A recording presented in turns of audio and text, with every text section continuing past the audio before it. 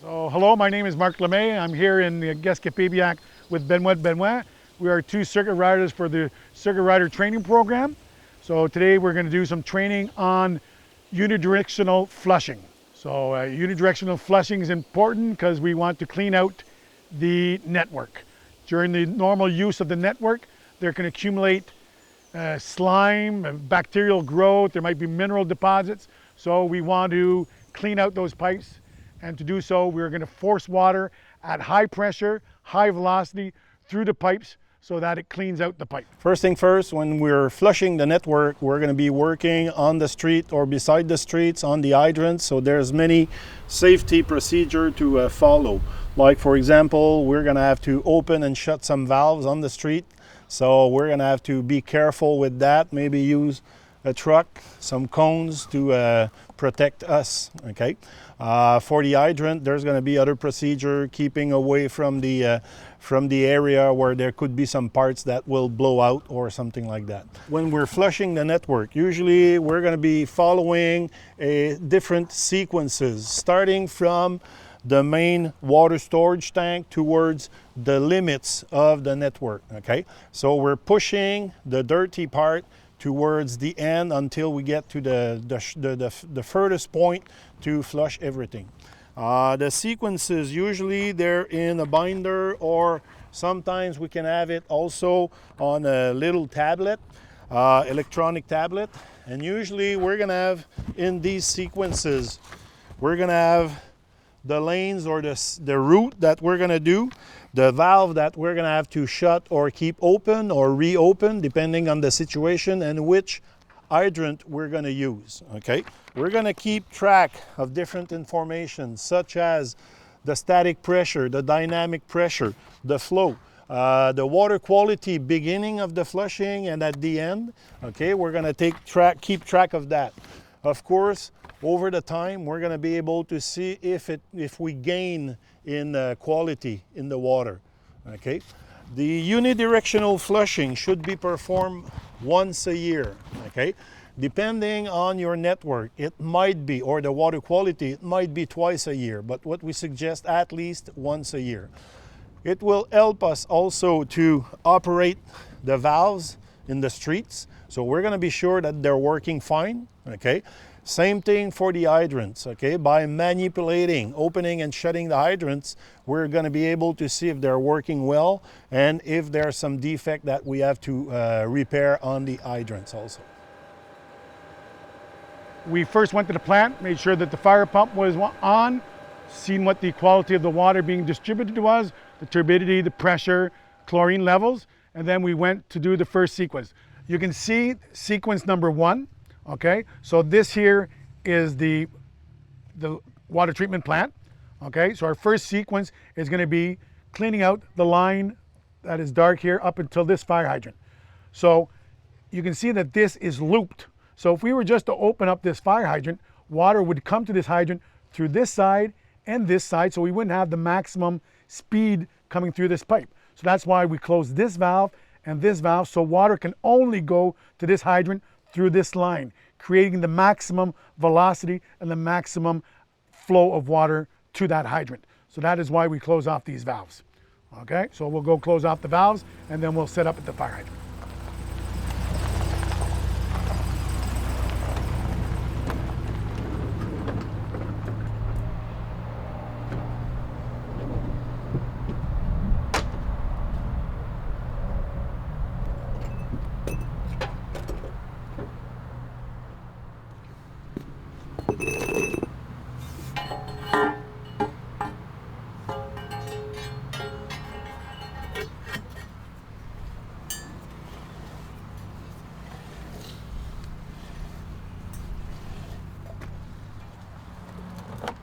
So as noted in our sequence, we shut off the 2 valves. So now we're going to install the equipment that we need to put on the fire hydrant to be able to do the proper rinse. What we've installed so far, okay, we've installed 2 gate valves, okay, so in case something happens, we're able to isolate the valve very quickly. We've located the hydrant shut-off valve, so if something goes on, we're able to address that problem right away. On this side, we have our fire hose. At the end of the fire hose, we have a flow arrestor, so we're not breaking up the landscaping of the people around the fire hydrant. On this side, we put a pressure gauge on, which is going to be able to give us our static pressure and our dynamic pressure. Once we've flushed the hydrant out for a few minutes, we will remove the pressure gauge and put on a flow meter. So then we'll have the proper flow to be able to tell us how many minutes that we're supposed to flush the valve to make sure that the flush the line on this sequence to make sure it's clean. Okay, let's get the air out.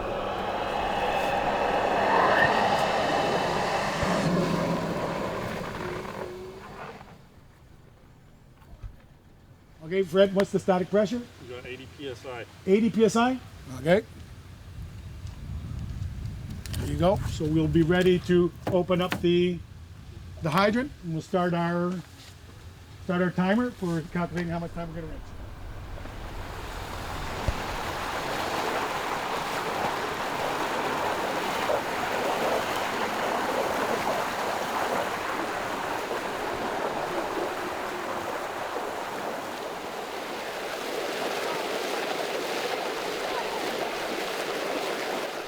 Now we're going to remove our pressure gauge to be able to install our flow meter to be able to get the flow.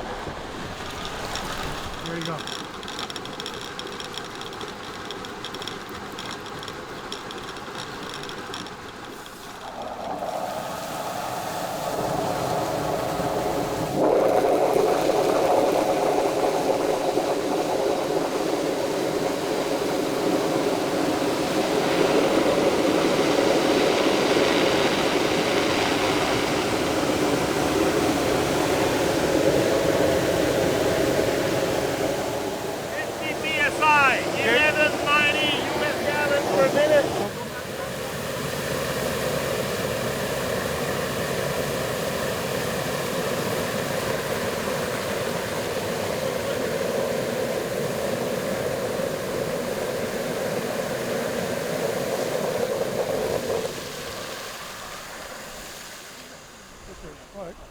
Okay.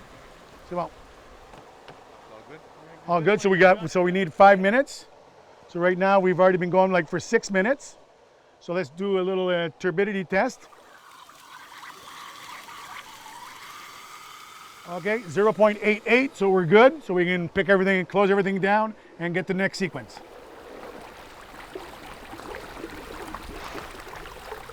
So sequence 1 is done. So let's just see what we did. So we did close our valves, okay? And you notice here it's marked open but inside parentheses with 2. This tells us that don't close this valve. It's still going to be closed for the next 2 sequences. So we're not wasting time closing a valve or opening a valve that we're going to close anyways. So that valve is going to remain closed. So all we have to do is go open this valve to go to the second sequence. Okay, so the first sequence, what do we have as information? Okay, we have which hydrant we opened, okay, where it was situated, what street it was on, the outlet that we used. So we used a 2.5-inch outlet. We had no elbow because we came off the outlet straight into a fire hose. We measured our static pressure, our dynamic pressure, and we came to the flow of 1,190 US gallons per minute, okay? And that told us down here how long we had to rinse. So if we have like 65, we come down here, so we have to rinse at least for 5 minutes, okay? So we actually rinsed a little bit longer. We rinsed up to 8 minutes, okay? Just the time it takes to do it. Sometimes it takes a little longer, but that's not a problem. Then at the end, we measured what was our turbidity to make sure that we're below 1. So we were below 1 on the thing, so we knew that the 8 minutes was long enough, okay? And we also took what our water quality was before, at the initial, when we opened up the hydrant. So when we opened up the hydrant at the beginning, there was a lot of red in the water, the color, because there was iron oxide in the pipes, and it was opaque. And then during it, it started getting a little clearer, but there were still particles, okay? And finally, there was just clear water, so everything was good. We wrote the time, we did the thing, what was our crew, and our date. So if there would have been anything that, let's say, abnormalities with the fire hydrant, the caps weren't right, something was wrong, we have a place to write comments down. So once this is done, all the other sequences are the same. We just go through the same stuff. So number 2 would be shut this valve, shut that valve, and then go to this fire hydrant and then fill out the same data. So it's just one step after the other, and it's all the same. As long as you know how to do one, you're pretty good to do the rest. Okay, so let's recap what we did. We did the first sequence on the 17 sequences for the unidirectional rinse in the community of Gasquet-Pébiac. So the first sequence required us to shut 2 valves so that water was coming straight from the pump house to the first hydrant. So we shut off those 2 valves, making sure that we controlled the work area around us and did it properly for safety measures. Then we went to the fire hydrant, we put on our equipment, we installed a pressure gauge on one side with a gate valve and a fire hose with a flow arrestor on the other side, so we didn't disturb the landscaping around the fire hydrant. So don't forget that we're working out in the public, so there's going to be a lot of different situations that can happen. There could be kids playing around, stuff like that, so you have to secure the work area, so make sure the place is secure. Then when you're finished, make sure you're picking up your tools, you're putting your stuff away, write your data properly in your binder, put your binder away, and then if there's any kind of anomalies that you notice with the fire hydrants, they're not working, you had trouble with valves and things like that, make sure those are all listed and noted so that we can make repairs on those pieces of equipment during the summer.